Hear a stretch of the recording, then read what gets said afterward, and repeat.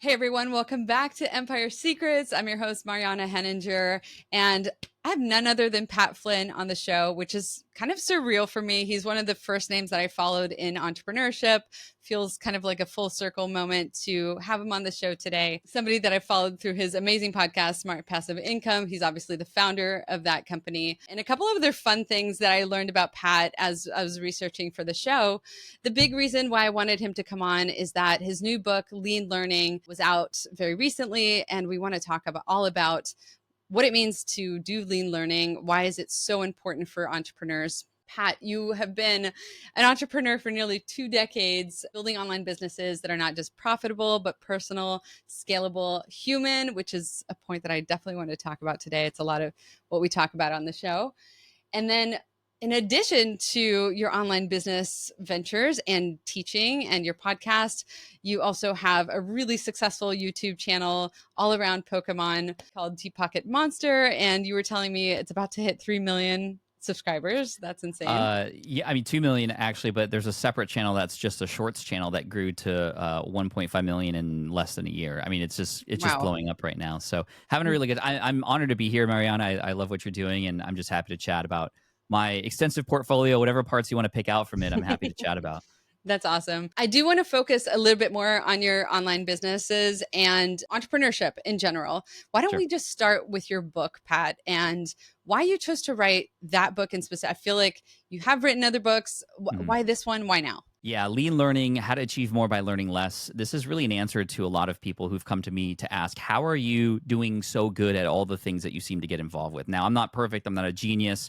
I'm not, I don't consider myself super smart, but I do know how to acquire skills quickly. And it's through this process that I've developed that I've put into this book, which is really the key difference here. And it's nothing super revolutionary. It's just adjusting the way we allow ourselves to consume in the world that we live in today. The Mm. difference between just in case learning, which is what we've always been taught and are doing, to just in time learning, learning about only the things that you need to know about right now to then implement, apply, and then get that feedback that you can help that can help you take you to the next level. Because we for so long have treated information as valuable, right? Hmm. Information, like you were taught that if you were the smartest kid in the class, you were going to be the most successful, right? Information is power is what they used to say. But now, as we all know, we can get information anywhere at any time about anything. And not Yeah. only do we have enough of it, we're getting so much, we're getting bombarded, yet we're still treating it like it's a scarce food source where if you find it, it's like you have to hoard it, right? But we're at this buffet line now. And not only are we filling our plates full of information on all these platforms, we're getting force fed all this stuff that we don't even know we need because these algorithms are so good at knowing what we need that we just are feeling so much more behind, even though we have access to all the things we could ever need. So this is really an answer to how to navigate the world we live in now. Was also really written for my kids as well. I have a 15-year-old son and a 12-year-old daughter, and they're entering young adulthood very soon. And it's like I wanted to equip them and everybody else on how to figure out what to learn, when to learn, and like how to apply it. And Yeah. that's what this is about. And it's how I've been able to build multiple $1 million businesses and still remain here at home and present with my family and build a life that I'm very, very grateful to be living. And I just want to pass that forward to everybody. You know, to me, what strikes me as so interesting, well, two things. One is that you wrote a book about learning that's all about don't learn as much as you need to, or like don't overlearn.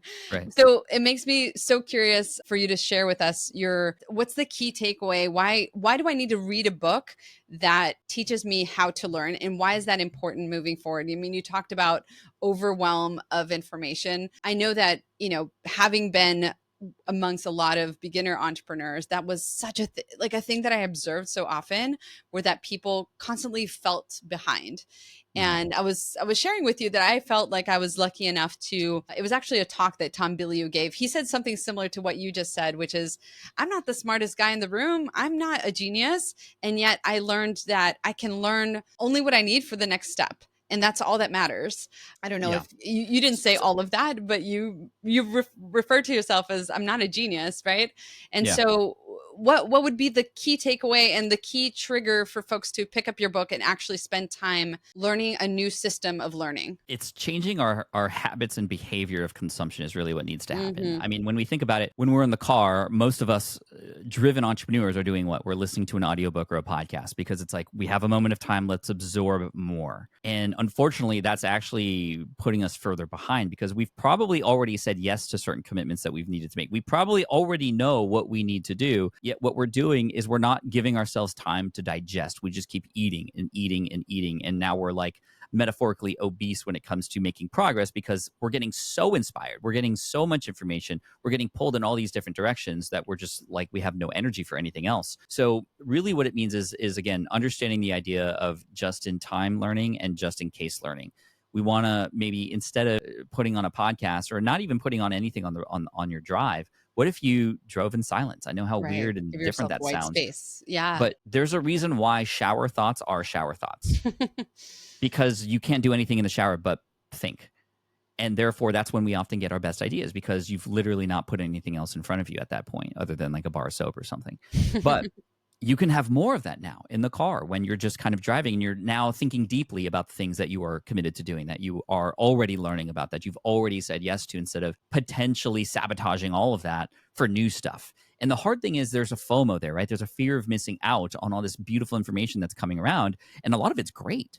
But unless it's necessary for the things you need to know right now, we should put it aside. And for a while, there was this counter to FOMO called JOMO, which is joy of missing out. And that was a popularized sort of strategy. But I never felt right with that. It always felt like I was just lying to myself. Like, I'm going to be happy that I'm missing out on what all these other people are doing. Like, I don't know if you've ever watched like Legally Blonde, but it's like when Reese Witherspoon is, applying for the bar exam and she's studying and all her friends are at the frat party and she's studying for the bar exam. It's like, of course, she still wanted to party, but she opted out of doing that for the thing that she said she was going to do because she wanted to go to law school and go to Harvard to see her boyfriend, right? All that stuff, or her ex-boyfriend. So that's what we can do. We can have joy of opting out by realizing these things are there and saying, no, not right now because I'm already committed to this. So there's like two parts to this. There's the idea of the start and when we're trying to do something, not absorb all the things. If you look at a pie chart, you would only need like a small sliver of the amount of things that you would need to know about all the things about something just to get started. You just need a little sliver of information to get started. And the action that you take, the mistakes that you make, the failing that happens, the failing that we've always been conditioned to avoid because we feel like it's going to derail us, those mistakes actually become the rail guards or the guardrails that we can now work within. So it is changing our conditioning of the way we learned in school, that you have to be perfect, that you have to never fail. No, fail faster though. And the second part of this is the mastery. Once you start to get into motion for something, you can speed up and accelerate your skill acquisition by using a lot of the principles I talk about in the book, from micro mastery to working with other people and getting involved with some like what I call champions in your life to help support you in what you're doing, to even teaching things that you're learning before you're an expert. Helps you reinforce those things and be able to kind of learn and absorb those things much better so that we can just get to where we want to go faster and not overwhelm ourselves. Love it. A couple other concepts are coming to mind as you're sharing this, which is there's, to me, the joy of being selective about what I spend my time on is that I have, like you said, more space, but it's also knowing that I think there's a freedom that comes from being selective and by choosing less. So, the book 10X is easier than 2X comes to mind when you know that by doing less, you can get further, and by focusing on fewer things, you can get further. But also there's, I'm just thinking of my evolution as an entrepreneur. The moment that I realized that I didn't have to sign up for all the things, that I didn't have to take all the courses, that I really strictly needed to focus on one thing at a time, do it well, and not, like you said, not feel like I have to learn everything about it. Yeah. So 10X is easier than 2 is a similar concept to me whereby less equals more, whereby there's a freedom and there's a relief in joy in doing less of it. You've talked, Pat, about how these concepts have allowed you to have so many different businesses. We were talking about your physical product, the Switch Pod. We were talking about your really successful Pokemon channel. So that started in COVID, I think, with your kids. Yeah. The kids got me into Pokemon, and it was just a hobby. and they outgrew it, and I did not. Here I am 5 years later now, with a channel with 1.75 million subscribers, and it's the most profitable thing I've ever done because ad revenue and brand deals are going crazy. I just signed with a talent agency as a result of the Is Pokemon that channel, right? and Oh my gosh. yeah, and I've even built a relationship with the Pokemon Company International, and they've flown me out to Japan and all this other stuff that has happened. That again, I knew nothing about Pokemon before. I grew up playing Magic the Gathering, not Pokemon, and Pokemon were for little kids. And here I am now, sort of a leader and authority in the space, even to a point where I've built a live event around the community that we have. I just got back actually from Tampa Bay, where we had 5,500 people from all around the world, and YouTube creators from all around the world come in to kind of share joy in this hobby together, and it's been really fun. So, How yeah. do you compare that business, if you will, that venture with smart passive income in terms of your focus or the amount of time that you dedicate to each, and in terms of revenue? I'm just sort of curious. Yeah, I mean, I'm still putting more time into the smart passive income stuff. I have a full team of 10 people, and we have thousands of members who we teach and help them build their businesses of their dreams and in a way that they can be proud. And I take a lot of those principles of community building, of service to that audience, and I've brought that into the Pokemon space. And that's what I think has helped me, because I've been able to bring something new to the space. I've been able to bring storytelling into the space that was not there before, because I know as a creator, especially on YouTube, if you can tell story and you can get people hooked, and you can bring people along for a ride, great things happen. This is how we've had videos. For example, one of my videos, I went to Hawaii. This is a Pokemon video, and I attempted to complete a set in 48 hours. A set of Pokemon consists of hundreds of cards, and I went to a card convention. And my goal was to start from scratch and finish it, and I was able to finish it. There was some emotion. I cried in it, because it was just like a lot. And a grown man crying over Pokemon. But you'll see, if you saw the story, there's Right. ups and It's all downs and about all the these things. experience. Yeah. Connection. There were people who commented on that video who said, I don't even know what this guy's doing, but I was hooked the whole time. I don't even like Pokemon, but I loved watching this Love video. it. Universal emotional connection. For sure. Yeah. That video has 20 million views, and it has accounted for over $70,000 in revenue. One single video about one challenge. And there's been many challenges on the channel, and that is sort of our bread and butter type of video. I also go live every week on the channel. I just give away stuff for free. And last week we had, I think, 8,500 concurrent people watching a grown man open Pokemon cards and give them away. And it's funny, because you think it might be just kids watching, and no. It's actually people my age who grew up with Pokemon, who are now reliving this nostalgia and who have more than an allowance to spend on this now, which is pretty cool. So again, a lot of business principles that I learned, that I wrote about in my other book, Super Fans, are now being applied here. And I'm just, again, walking the walk, not just talking the talk with this stuff. And it's been really inspiring, because the Pokemon channel, the more successful it becomes, the more successful smart passive income becomes, because people are like, oh, see, Pat knows what he's talking about. He's actually doing the things he's teaching, and he's done it in a new space that he had nothing.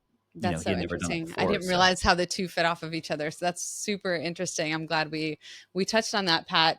Before I dive into what I love that you touched upon, which is the human connection piece, the universal emotional piece that folks are experiencing through your content in the Pokemon channel, I actually wanted to ask you whether there are any lean learning principles that you brought into the Pokemon channel venture. Yeah, for sure. I mean, one thing that I talk about in lean learning is, when you want to master something, don't just do the thing over and over again. Yes, getting reps in is good. You'll get better by just doing the thing again. But kind of like a band conductor or director, if you ever notice how a conductor works with their band, they don't just get the song better by playing the song hundreds of times over and over. They stop when there's a mistake. They focus in on that, and they might say, okay, the violins, your run between these measures and bars are kind of off. Let's just, rest of the band, take a break. We're going to focus on you just for a moment. And then they might even get to the point where they individually have each violin player play the run until they get it right, and then they move on after they master that, right? I call this micro mastery, taking this big thing that you do, finding how it's broken up into different pieces, and then really leaning into just one tiny little piece that you can master, learn about. The only thing you're learning about is just that. And then you absorb that, and then you can move on to the next thing. And these incremental increases stack up over time. Yeah. So, for example, I had a friend of mine who's an ultra marathon runner, and he runs 50 miles a day. And I'm like, you're insane. I don't know how you do that. And I caught him one day. I was like, hey, what are you doing? And he was like, oh, I have a film crew over my house. And I was like, why do you have a film crew? And he's like, oh, they're filming you run. And they're like, no, they had a slow motion camera filming the way his heel hit the ground, because they wanted to see the angle of attack and all this other jargon that I knew nothing about. And the idea there was like, if he can make just a small fractional incremental improvement with just his Yeah. stride over hundreds of thousands of steps, that's going to account for so much gain. So this Mhm. micro mastery is really key. I do the same thing when I learned how to become a professional speaker. I didn't go in and say, okay, I'm just going to speak a bunch and hopefully get better. I said, okay, in this next talk, I'm going to do nothing but focus on my hands. So I'm going to watch 100 TED Talks, but I'm going to look at people's hands this time. I'm going to Mhm. go ask my friend who's a public speaker professional, what do you do with your hands? And just master that and try to focus on that for the next 2 weeks until my talk. Then I absorb that, do that, and then I can move on to the next thing. And the next thing might be storytelling in another one, or creating my opening hook, or it might be like where I am on stage. So back to your original question with the Pokemon stuff, micro mastering my way to success there was key. And it was learning through doing, through data. So here's what happened. Some of our first videos on this channel, as I was starting out, was buying mystery boxes on eBay, like a mystery box of Pokemon cards. You have no idea what's inside. Usually it's trash, but I'd open it up and share what was inside. And that was the video concept. I noticed after 4 or 5 of those, there were certain moments of those videos where people would drop off. Mhm. And I wouldn't have known this unless I looked at the data. So I Right. looked at the data and I was Yeah. like, oh, that's interesting. People are dropping off when I am talking directly to the camera. People don't want to see me. They want to see these items. Okay, No cool. offense. Right? What if we start the video with just the box and everything inside, not my face introducing this thing? Boom. Right. Immediate retention gain. Channel started doing better. Great. Let's keep going. Okay, wow. There's this really interesting part in this one mystery box video where the retention graph is literally flat for 5 minutes straight. Nobody's leaving. Well, let's investigate what's going on there. Oh, that was a binder that I purchased in this mystery box in particular, where I was flipping through the pages and people were so interested in this binder. So we're like, Oh, oh, so cool. binders, amazing. Okay. Right. What if we did a video where we just bought binders only? What happens then? Cool. So we did that. That video was our best performing video because we're learning as we're doing, right? Mhm. Fast forward, we find out that people love challenges. And so we introduced a challenge where I tried to complete a binder of Pokemon in a certain amount of time. And that video within 2 weeks saw over 2 million views and it just exploded our channel. That's really what got us on the map. And it wasn't, again, from going to school to learn about all this Right. or like hypotheticals. It was literally by piece learning as we were going. This is lean learning in action. Right. All along that while also getting better at titles and thumbnails and figuring out Mm. what worked and what doesn't, and failing on a bunch of those videos, but then going back to what was working and leaning into those even more. So this has become something that's exploded in this space so much that at our event Card Party, we actually have an hour and a half long session for people who want to learn about YouTube, who are Pokemon YouTubers, and we just teach all this stuff for free, or not for free, but for people who are there Mhm. at the event, because it's just changed our trajectory so much. And so we teach these principles to Pokemon YouTubers. You can learn them as well, and it's just from doing, right? And Yeah. again, this is not revolutionary, but we've just been so conditioned to read the entire textbook and then take the test. Mhm. That's not how real life works. You learn as you go, you live it, you fail, you get up again, and you work together and you collaborate, and this is how you get to where you want to go. Yeah, I love that it's also about just being comfortable with not being the best out of the gate, being Yeah, comfortable with being messy or being, a little imperfect or maybe for a lot sure. imperfect at first. And You got to be cringe before they binge. That's what I say. oh, I love that. Yeah, yeah, I had not heard that one before.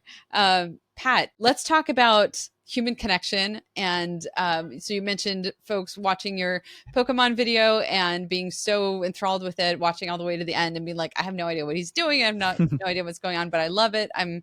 I stayed on. I went on this journey. I feel connected. Let me investigate this guy or whatever next step that looks like. Obviously, this is a lot about what my world is around with brand Yeah. videos and with building that instant connection top of funnel. But I would love to talk to you about the digital marketing scene 2025. Obviously, AI being a huge player and showing up in a lot of different ways, some that I think are really smart and really great, other ways that I know that not everybody consumes like I do, but I personally am turned off by some of the ways that AI is showing up. I'll give you a Same. quick example. I was served an ad for a fitness program for moms, and the copy was spot on. Obviously, I'm always analyzing these things like, oh, let me analyze the copy, the creative, like let me go through this funnel and kind of see how it feels and what they're doing.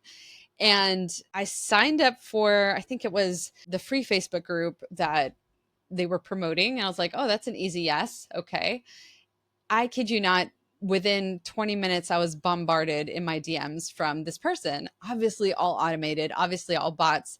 And I know that Mhm. not everyone knows that, maybe this niche isn't aware of what's happening. They think that it's this actual gal who's reaching out to them in person. Before I go further into how I feel about it, because I've shared this on my podcast quite a bit, I'm curious how you are using AI in your businesses, but more specifically within the marketing side of things, what you are seeing as really useful trends. And if you have any sort of things that you see are happening with AI that you're not as excited about or not as Yeah. fond of. I mean, I think you and I are on the same page. Any AI that tries to replace human interaction is just not going to work. Mm, Especially if it's pretending to be a human. I think there are use cases for bots where, yes, I can get my answer to my question much faster, and I don't care if it's a bot right. or a human. Like, you're getting me what I need, so I can move on. That's great. And as long as you tell me up front and set that expectation, and don't try to like pretend, then Mm-hmm. we're good. I get what I need, and I'm happy, and I'm stoked on that, and I can support the company if they're using it in that way. But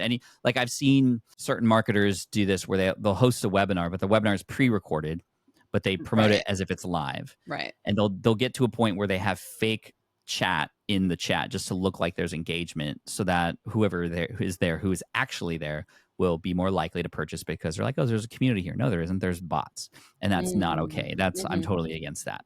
Now, where I use AI is more as a collaborative and creative partner. I use it before anybody sees the AI. I use it as a way to sift through data much faster, so I can Mm-hmm. understand and see patterns that I couldn't see myself, for example. So if we're running surveys, that survey information gets put into AI so I can understand it better, make conclusions that I couldn't make myself from that. That's super helpful, so I can get to the point of service faster, right? Right. Anything that I can do with AI to help me serve people faster, then great. Whether that means helping me run through a script of a video that may be kind of messy in my head. Mm-hmm. Hey, AI, help me. I use Mm-hmm. Claude or Chat. I've been using a tool called Poppy AI lately. That's been really Mm-hmm. Heard of great, that? Yep. to help me just as a creative partner, which is really nice because they can help me filter things. One specific use case that I really, really love that's been really helpful was, for example, last year I did the closing keynote at Social Media Marketing World. Mm.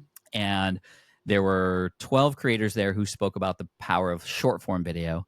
And they were like, Pat, we want you to talk about long form video and why Right. long form video is king. And I was like, well, okay, so the whole event, everybody's going to get all this information about short form video. And then I have to come in and say, no, Like, cool. actually. And I was like, you know what would really help with this is a metaphor. But I'm like, I'm having trouble coming up with metaphors. Mm. So I asked ChatGPT, I was like, can you come up with a metaphor for long form video versus short form video? And it gave me a whole bunch, and a bunch were pretty crappy. But there was one that pulled out that I was like, I'm going to lead with this. And the metaphor was this: short form video is like passing out Halloween candy. Kids will come to your door, they'll get the candy, and they'll move on to the next house. You won't be remembered. Long form video is like people come into your restaurant. You sit them down, you greet them, you have an experience, you have multiple courses, and not only afterwards do they know who the chef is and want to come back, they're going to want to bring their friends along too. And they're going to, when they come in the door the next time, you're going to know them by name, because that's the kind of loyalty that you can build with long form video. And it like crushed, right? But I needed that help from ChatGPT to create a metaphor for me. And metaphors, as you know, in Mm-hmm. the power of storytelling, is such Yeah. amazing way to get So a point visual too across. and sensorial in your case. Yeah. Yeah. It's so interesting. I love metaphors because it's like you're talking about this thing that has nothing to do with the thing, to tell Mm-hmm. people how the thing works even better than talking about the thing. It's just so fun. Anyway, that crushed. On that topic of short form and long form, just real quick, I've since a little bit changed my stance on that, Mm-hmm. because I have a new short form channel that was built 368 days ago. We just passed a year, and we're getting 10 million views a day on it. It's a Pokemon channel, but I did not link to it or even mention it's faceless and all this stuff. But it is my voice, and I'm opening cards every day.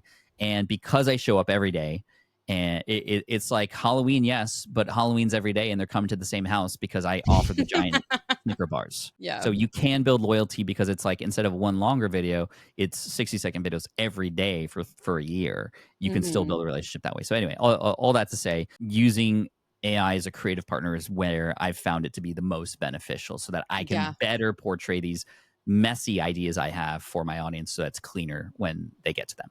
I love that. Yeah. So interesting. And I'm curious whether when you're marketing your business nowadays, so SBI is obviously been around for a long time. It's gone through a lot of different waves. You had Mhm. a podcast episode, I believe, recently that was called, or maybe it was a YouTube video, The One and Only Marketing Strategy, talking about referral growth. And Yeah. so I'm curious, talk to me about what you're seeing is working differently in 2025 in the online space from your perspective.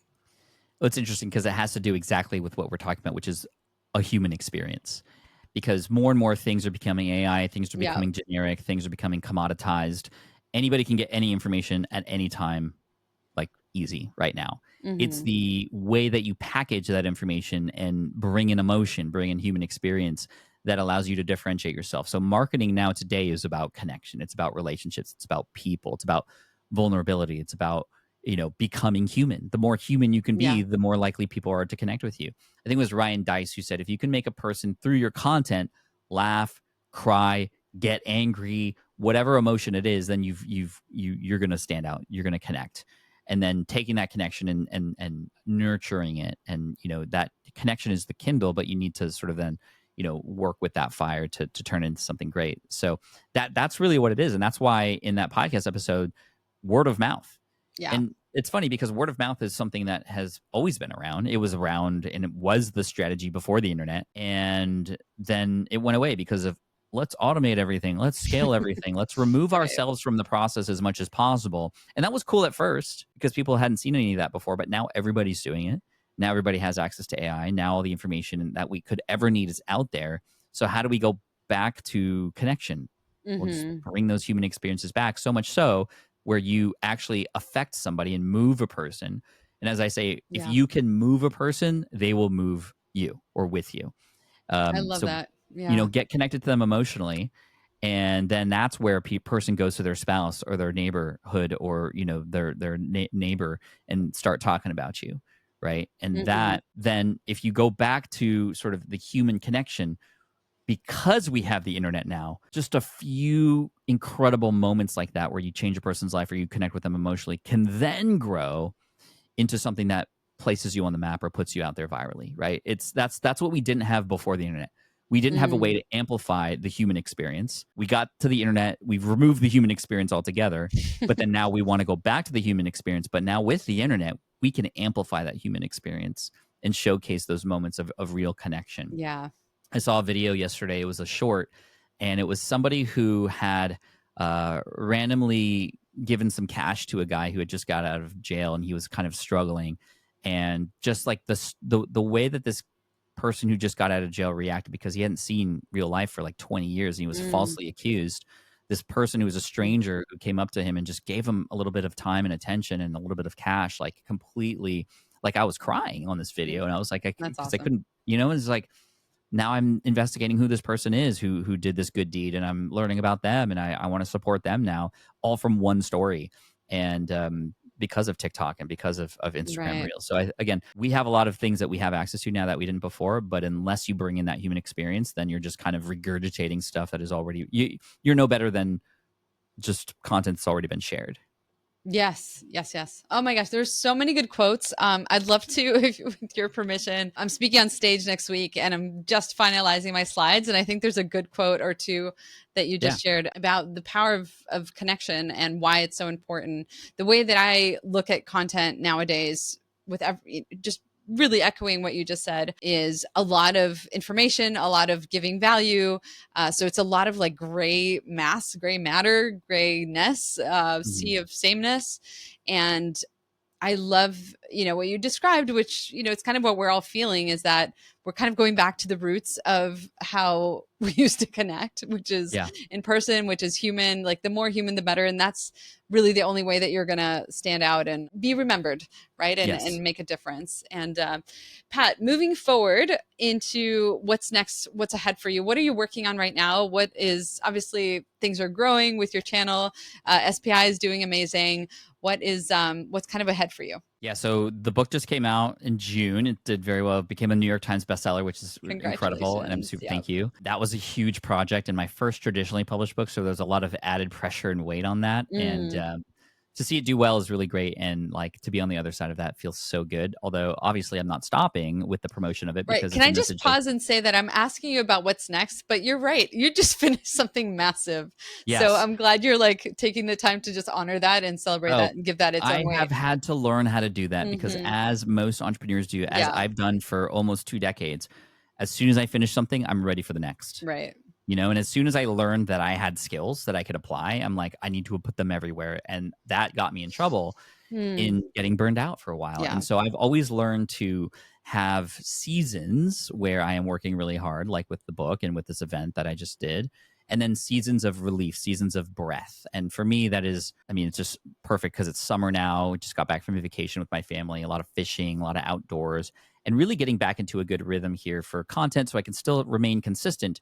But right now, there's nothing huge on the near horizon. Yes, there's big projects and other things Hmm. that we have in the works and stuff that is sort of like, under contract, can't really share yet with some things. But yeah, just kind of, I'm here to really, I'm using this season right now to get a lot of personal things in order that I've for the longest time have put aside. For example, just to be Mm. very open, estate planning related things like my Hmm. will. It's been 10 years since I've last looked at that, and the businesses and everything has changed since then. Hmm. So I have to re-up that and kind of go back to those just so I can be and have peace of mind in case something were to happen, and all that kind of stuff. Making some optimizations with my finances and where things are allocated, I think is key. And just getting to a point where I can go, okay, I'll have all that taken care of.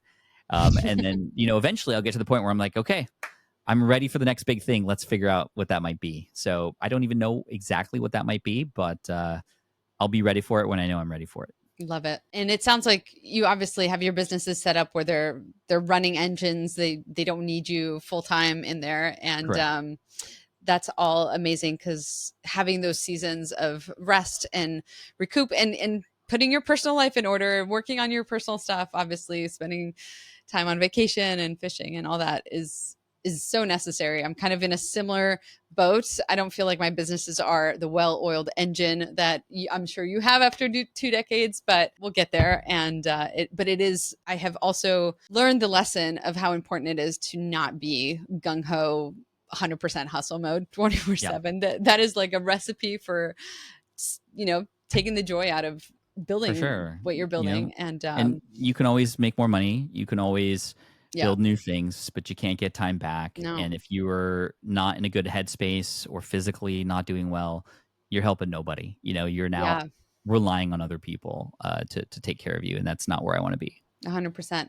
Pat, I'm going to throw out this last question, which is kind of like a catch-all slash school of hard knocks type question, which is you've obviously done super well in business, entrepreneurially. What would you say is sort of like the key lesson that you've learned that is allowed? Is it lean learning or is it Yeah. something else? I mean, yes, but I mean, really, the second chapter in lean learning is really what I want to focus on here, which is about finding your champions, surrounding yourself with people Hmm. who will root for you. And there's different levels of champions, right? There's your emotional champions, like your friends and family, and getting support from them. And April, my wife, was so supportive when I got laid off. She really was what brought me back to life when I was in such a dark time that time. But she's not into the business. She doesn't know what I'm talking about when I'm talking about email funnels and any of that stuff. So I need the other kind of champions, which are your colleagues and your peers, and surrounding myself with people. I have 2 mastermind groups that I've been a part of for over 10 years each, and they know me better than sometimes I know myself. They are you can't read the label when you're inside the bottle. Yeah. So I need that outside perspective to help guide me, but I'm also there to guide them too. This is a two-way street. And so that's why these people are so important in my life, because they know me and have gone and grown with me, and I've grown with them. So we're there to support each other. And then the third kind of champion is your mentor, like a personal mentor. And whatever it is that you're focusing on, finding a mentor for that. For example, when I was learning how to do a triathlon, I found a mentor and a coach for that. And then when I was learning how to do podcasting, I found one for that. When I was learning how to do speaking, there are these people out there who want to help you, whether you have to pay to get access to them or not. Sometimes you do, sometimes you don't. They Yeah. are there, and they're there to guide you and take you under their wing. There's so many generous people out there. And this is where, if everybody were this generous, and when you grow and when you learn and when you get successful, you can then teach others and take people under your wing, this is just going to make the world a much better place. And I think that I'm just a big advocate for that kind of world, where it's a world of abundance, where it's not like a Hmm. poker table Oh where, yeah. Mariana, if you're winning, that means I'm losing, or if I'm winning, that means you're losing. No, we can both win. Let's work together and see what we can do to make this world a better place. Yeah. And that's really why I'm here. And find your people, get connected. If I could change something from my past, it would be to get out of my shell a little earlier and not believe I could do this all on my own, or that nobody else had any value to offer me. Yeah.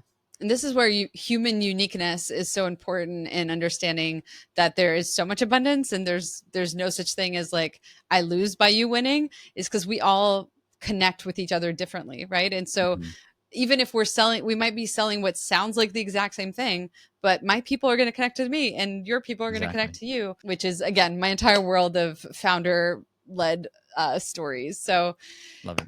Pat, thank you so much for coming on the show. I've loved getting to know you a bit better. Love to cheer you on with even more sort of connection on the sidelines. And how can people find you? What's the best way to connect with you aside from ordering your book right now? Yeah, I mean, the book is the best place on Amazon especially, but smartpassiveincome.com if you're curious about all the resources we have there for growing your digital business. And if you're curious about the Pokemon YouTube channel, you want to see storytelling in action and lean learning always happening, Deep Pocket Monster on YouTube, and have fun. I'm totally gonna. So, how can I find that video that you referenced, or is it pretty easy to find? If you go into that channel and go to videos and sort by most popular, you'll see Got it. Yeah, it'll be right up there. All right, Pat. Thank you again so much. I hope you enjoy the rest of your summer, and congratulations again on the book. And I'll see you soon. Thank you so much. I appreciate it. All right, everyone. See you again on the next episode of Empire Secrets. Bye for now.